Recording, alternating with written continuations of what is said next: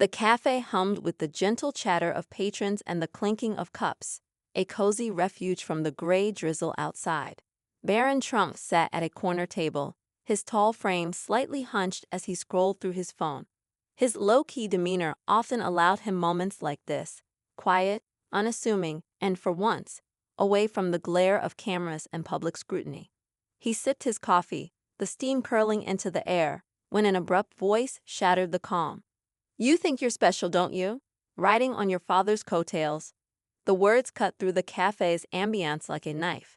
Heads turned toward the source, a man in his mid-40s with a furrowed brow and an accusatory finger pointed directly at Barron. The stranger's face was flushed, his voice rising above the soft murmur of the room. Barron looked up, startled, his deep-set eyes locking onto the man. The room seemed to freeze, the patrons unsure whether to intervene or stay silent. The tension was palpable. "Answer me. What makes you think you deserve all this?" The man continued, his voice trembling with a mix of anger and frustration. His words hinted at a deeper wound, a personal grudge perhaps. But in this moment, all eyes were on Barron. Barron's initial reaction was restrained. His lips parted as if to speak, but he hesitated, scanning the room briefly before settling his gaze back on the stranger. The world had always viewed him through a lens tinted by his family's legacy. Few had taken the time to see him for who he truly was. "I don't think I'm special," Barron finally said, his voice steady but quiet, "and I'd appreciate it if you didn't yell at me." The man scoffed, shaking his head. "Appreciate it? That's rich. You have no idea what people like me go through just to get by. And here you are, living off your family name." The words stung, not for their content, but for the sheer weight of misunderstanding they carried. Barron took a slow breath, glancing at the other patrons who were watching the exchange unfold like a live drama. He could feel the assumptions in their stares, the unspoken judgments. But instead of rising to anger or retreating into silence, Barron did something no one expected. He stood up, towering over the man yet exuding no aggression. His calm presence was disarming. "I don't know you, and you don't know me," he began, his voice still measured, "but I can see you're upset. Why don't you sit down, and we can talk?" The cafe held its collective breath. It was a simple offer, but it carried an unexpected weight. Barron's words weren't defensive or confrontational, they were human. The man faltered, his expression shifting from anger to confusion. He glanced around, suddenly aware of the attention they had drawn. "Talk. What's there to talk about?" "Whatever's on your mind," Barron said. "If I've done something to offend you, I'd like to understand, but yelling at me in a cafe isn't going to help either of us." The room was silent except for the hiss of the espresso machine. Slowly, the man's shoulders slumped, the fire in his eyes dimming. He hesitated before pulling out a chair and sitting across from Barron. The onlookers exchanged glances, their curiosity now piqued. As Barron sat back down, the tension in the room began to dissipate. The conversation that followed would change the atmosphere of the cafe and the perspective of everyone present. But for now, the air was thick with the promise of something unexpected. The man shifted uncomfortably in his seat, glancing around as if expecting someone to intervene and pull him away. His hands fidgeted with the corner of his napkin, eyes darting toward the floor. Barron leaned slightly forward, offering a quiet but curious gaze that lacked judgment. "I'm sorry," the man finally muttered, his voice barely above a whisper. "I didn't mean to lose it like that." Barron offered a small nod. "It's okay. We all have bad days." The man exhaled sharply, almost in disbelief at Barron's calm response. "You're nothing like I imagined," he admitted, shaking his head with a faint, self-deprecating chuckle. "I thought, I don't know, that you'd be arrogant or dismissive." Barron took another sip of his coffee, letting the warmth settle him before responding. "I get that a lot," he said softly. The tension between them began to ease. The cafe's usual hum of conversation resumed, but a few people still cast lingering glances in their direction, intrigued by the unexpected turn of events. "So what made you so upset?" Barron asked after a pause, his tone light but inviting. The man hesitated. "It's not just you," he admitted. "It's everything. I lost my job last month, Bills are piling up, and every time I turn on the news, I see people who seem to have everything handed to them. I guess I just snapped. Barron nodded, his eyes softening. I get that. It's frustrating when life feels unfair. The man looked at him skeptically. Do you? I mean, no offense, but your life seems pretty different. Barron didn't flinch at the comment. Instead, he met the man's gaze directly. It is. But that doesn't mean I don't deal with things. People assume a lot about me without knowing the whole story. For the first time, the man seemed to really study Barron, not as a public figure or a symbol of privilege, but as a person. Yeah, I guess I'm guilty of that too, he admitted, rubbing the back of his neck. They sat in silence for a moment, the air between them shifting. I appreciate you talking to me, the man said eventually, his voice sincere. Most people would have just walked away or called security. Barron smiled faintly. I figured it's better to talk things out. We all make mistakes. Besides, I don't think you really wanted to cause trouble. The man chuckled. No, I didn't. I guess I just needed to let it out. Barron reached across the table and extended his hand. I'm Barron, by the way. The man blinked, as if realizing he hadn't even introduced himself. He took Barron's hand and shook it firmly. Nick, nice to meet you. As they let go, a waitress approached, her eyes flickering between them. Can I get you anything else? She asked cautiously, still unsure of the situation. Nick glanced at Barron, a small smile tugging at his lips. I'll take another coffee. On me this time, he added, gesturing toward Barron's cup. Barron shook his head. It's okay. I'll get it. Nick raised a brow. You sure? Yeah, Barron replied. Consider it my way of saying thanks for being honest. Nick chuckled, leaning back in his chair. You're a strange kid, Barron, but I mean that in the best way. As the waitress walked away to refill their drinks, the cafe returned to its normal rhythm. The confrontation that had started with sharp words had softened into an unlikely connection. A few patrons, having witnessed the exchange, quietly whispered among themselves. Some smiled, touched by Barron's handling of the situation. Others looked thoughtful, perhaps reconsidering their own assumptions. Nick sipped his fresh coffee, his expression more relaxed. You know, he said, maybe I needed this more than I thought. Barron smiled again, his gaze drifting toward the window where the drizzle had slowed to a soft mist. Sometimes, Barron replied, we all do. The cafe had returned to its gentle hum, but there was a subtle shift in the air. Conversations felt warmer, glances softer. It was as if the brief tension between Barron and Nick had reminded everyone of something simple, but often overlooked, kindness. Nick tapped the side of his cup absent-mindedly, watching the foam swirl. You know, he began hesitantly, I've spent a lot of time feeling angry at people I don't even know. Politicians, CEOs, celebrities. I always thought they were so out of touch. It was easy to believe that. Barron nodded, listening intently. Nick glanced up at him. But sitting here, talking to you, I realize how much I was projecting. I guess it's easier to blame someone else when things aren't going right. Barron thought about that for a moment. It's easy to feel that way, he replied. Sometimes I catch myself doing the same thing, blaming situations or people I don't understand. But I think everyone's just trying to figure things out in their own way. Nick chuckled softly. Wise beyond your years, huh? Barron smiled but shrugged it off. Not really, I just think a lot. The cafe door chimed as a young couple entered, shaking off the mist from outside. They passed by Barron and Nick's table, offering polite nods as they settled into a corner booth. Nick leaned back, letting out a long breath. I've been in this cafe 100 times, but today feels different. Barron's brow raised slightly. How so? I don't know, Nick replied thoughtfully.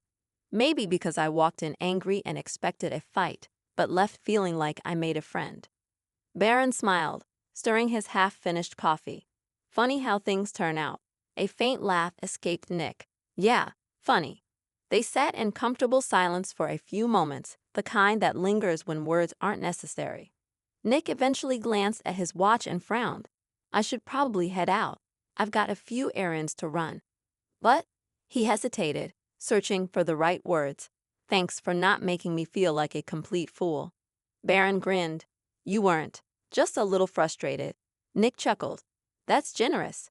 He pushed back his chair and stood, slipping on his jacket. Listen, if you ever need anything or just want to talk, I'm usually around here. And if I'm not ranting, I'm pretty decent company. Barron nodded. I'll remember that. Nick lingered for a moment, as if unsure how to end the conversation. Eventually, he extended his hand again. Barron shook it firmly, and Nick gave him a grateful nod before making his way toward the door. As Nick disappeared down the street, Barron sat back in his chair, his gaze drifting out the window. The misty afternoon held a quiet calm, and he found himself reflecting on the unexpected exchange. Sometimes it wasn't about grand gestures or headlines. Sometimes all it took was a conversation, a simple moment where two people met in the middle, each walking away a little better than before. The cafe door chimed again, and Barron's thoughts dissolved into the soft rhythm of the world around him. The rest of the afternoon slipped by in a gentle haze, with Barron quietly observing the ebb and flow of the cafe's patrons. The storm that had briefly brewed between him and Nick felt like a distant memory, replaced by a strange sense of calm. He stayed for another hour, occasionally glancing at his phone, but mostly lost in thought.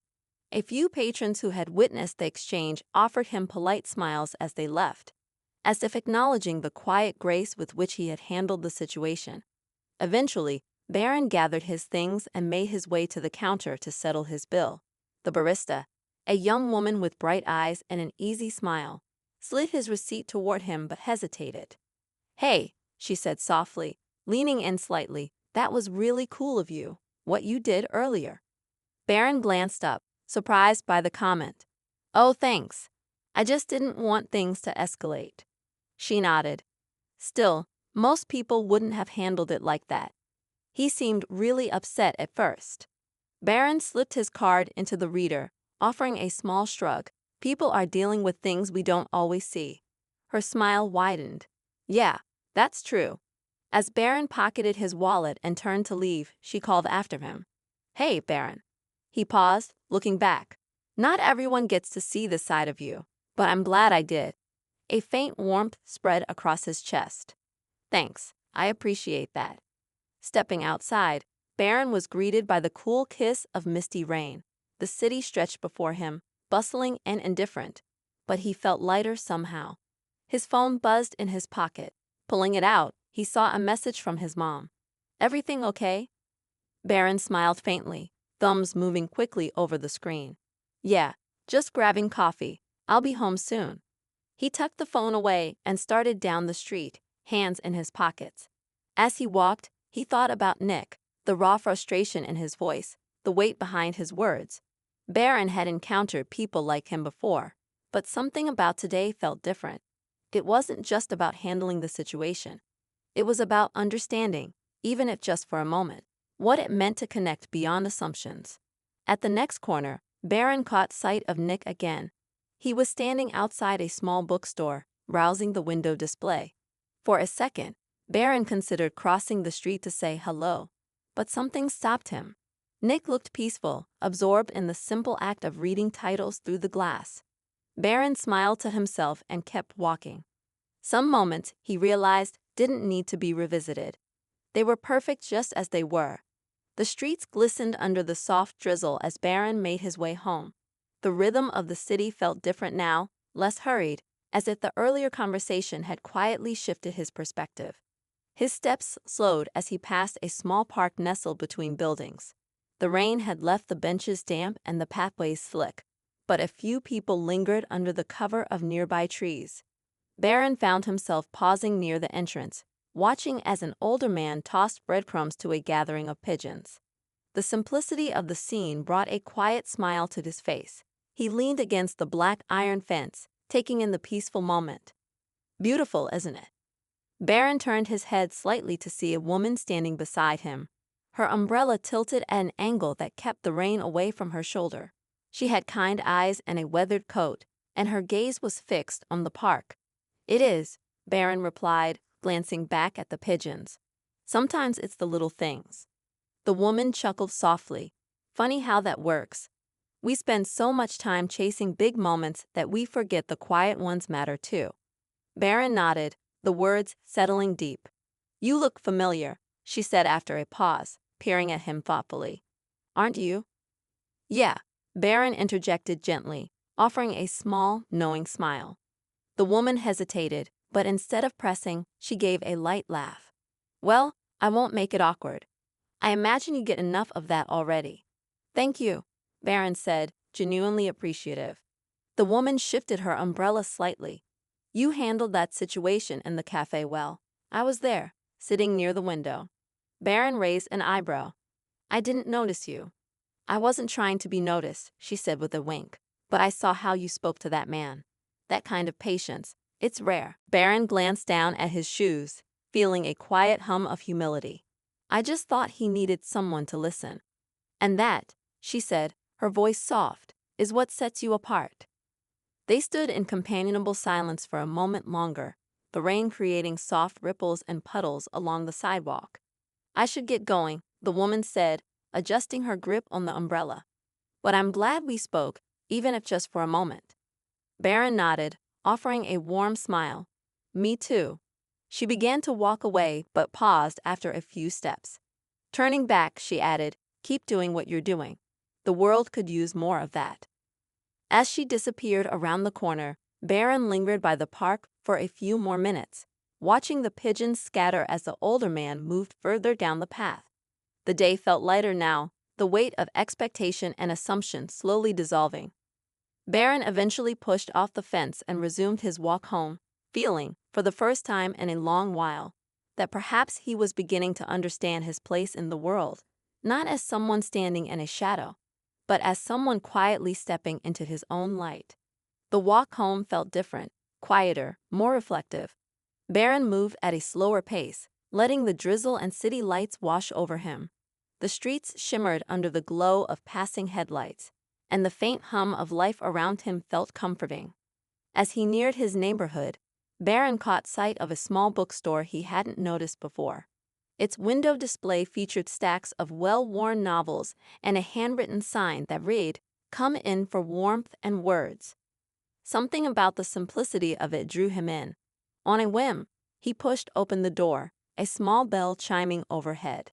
The inside smelled like old paper and cedar wood, a comforting mix that wrapped around him like a blanket.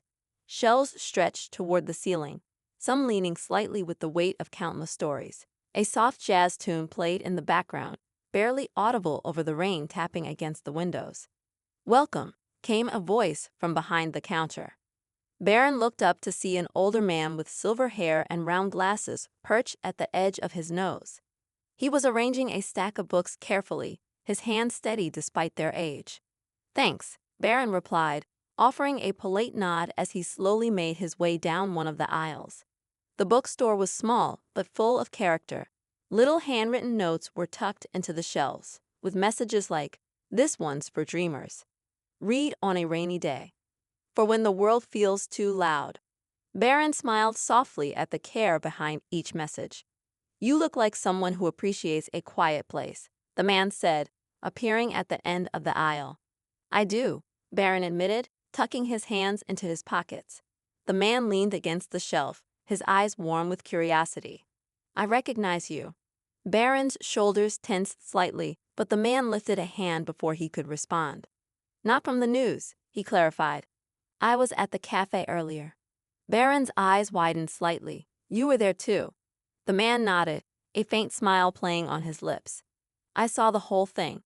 You handled it well. Most people would have lashed out or walked away." Barron glanced at the rows of books, unsure of how to respond. Compliments about his patience felt strange, almost like being praised for something that should come naturally. "I just thought he needed to be heard," Barron said after a moment. The man's gaze lingered thoughtfully. "That's rare. Listening is one of the hardest things to do these days. People forget how powerful it can be." Barron nodded quietly. The man crossed his arms, leaning deeper into the shelf. "You remind me of someone." Barron raised a brow. "Who?" The man chuckled softly. "My son. He was like that, always listening, always patient. He passed away a few years ago." "I'm sorry to hear that," Barron said sincerely. "Thank you," the man replied, his voice calm but distant. but I like to think he left little reminders of himself in people like you." Barron wasn't sure how to respond, so he simply smiled, allowing the silence to settle between them. After a moment, the man straightened and gestured toward the back of the store. "Feel free to stay as long as you like. This place was built for people who need a little peace." "I appreciate that," Barron said, his voice softer now. As the man returned to the counter, Barron wandered deeper into the bookstore, letting the weight of the world slip away with each passing shelf. For a while, he lost himself in the quiet hum of the space, grateful for the unexpected connections that had found him throughout the day. Barron's fingers traced the spines of books as he wandered through the quiet bookstore. The faint creak of the wooden floorboards beneath his feet echoed softly, grounding him in the present. There was something comforting about being surrounded by stories, lives and adventures neatly tucked between pages, waiting for someone to open them. Near the back, he stumbled upon a small reading nook. A single worn armchair sat by a window, accompanied by a low table stacked with books left behind by previous readers. The window overlooked the street, rain trailing down the glass like veins. Barron sank into the chair, its cushions molded by years of use, and rested his elbows on his knees. He watched the rain in silence, his thoughts drifting. The bell at the front door chimed again, and Barron heard quiet footsteps approaching. A teenage boy, no older than 15, shuffled past, his hoodie drawn tightly around his face. He carried a damp paperback in his hand and nodded briefly at Barron before settling into a chair across the room. For a while, they sat in companionable silence, the faint jazz from the front of the store filling the empty space between them. After a few moments, the boy looked up, seemingly curious. "You come here a lot?" he asked, his voice soft but clear. Barron shook his head. "First time." The boy's lips quirked in a faint smile. "Yeah, this place feels like a secret, doesn't it?" Barron glanced around at the tucked-away corners and hidden alcoves. "It does."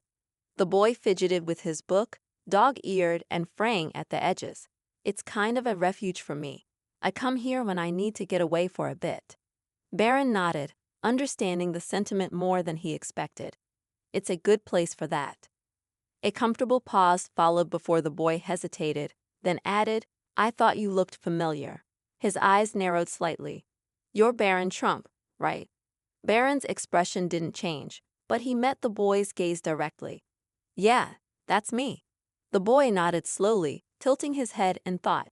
"You seem different in person." Barron smiled faintly. "I get that a lot." "I mean, you're taller than I thought," the boy added, cracking a small grin. Barron chuckled. "That one too." The boy seemed to relax after that, flipping through the pages of his book. "People probably make a lot of assumptions about you." "They do," Barron admitted. The boy didn't press further, as if sensing there wasn't much more to say about it. Instead, he shifted the conversation. "This book," he said, holding it up slightly, "it's about a kid who keeps getting in trouble. But he's not really a bad kid, just misunderstood." Barron leaned back in his chair. "Sounds interesting." The boy nodded. "I like stories like that. Makes me feel like maybe people see things differently when they stop and pay attention." Barron glanced out the window again, watching the rain patter softly against the glass. "Yeah," he said quietly, "I think they do." The boy smiled to himself, settling back into his reading. Barron stayed for a little while longer, letting the peaceful hum of the bookstore wrap around him like a soft blanket. There was no rush to leave, no urgency pulling him back to the outside world. When he finally stood, stretching his legs, the boy glanced up from his book. "Hey," the boy said suddenly, "it was cool meeting you." Barron smiled, hands tucked in his pockets. "You too." As Barron made his way toward the front of the store, the older man behind the counter gave him a knowing nod. "Take care of yourself," the man said, his eyes warm. "You too," Barron replied. Stepping outside, the rain had softened to a drizzle, and the city lights reflected faintly off the slick pavement. Barron slipped his hood over his head and started down the street, the quiet warmth of the bookstore lingering with him long after he had left it behind. As Barron walked home, the rain finally began to let up, leaving behind a cool, crisp air that carried the faint smell of wet pavement. The city lights shimmered against puddles, reflecting like small stars beneath his feet. The day had unfolded in ways he hadn't anticipated, but there was a quiet sense of peace in the unexpected connections he'd made. He passed a row of street vendors just starting to pack up for the evening. One older man, bundled in a thick coat, was carefully folding up his display of scarves and hats. Barron slowed as he approached, something about the man's meticulous care catching his attention. Evening, the vendor greeted with a nod, noticing Barron's lingering gaze. Evening, Barron replied, his hands still tucked in his pockets. Looking for something warm? The vendor asked, holding up a knitted gray scarf with a faint smile. Handmade. Soft, too. Barron hesitated, then stepped closer, running his fingers over the fabric.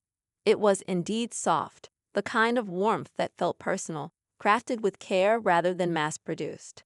How much? Barron asked, glancing up. Pay what you think it's worth, the man replied with a casual shrug. Barron raised a brow. Seriously? The vendor chuckled.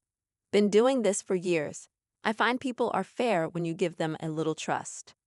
Barron thought for a moment, then pulled out a 20 and handed it over. The man nodded, tucking the bill into his coat pocket before carefully wrapping the scarf around Barron's neck. There, the vendor said, stepping back to admire his work. That suits you. Barron smiled. Thank you. No, thank you, the vendor replied, his eyes crinkling at the corners.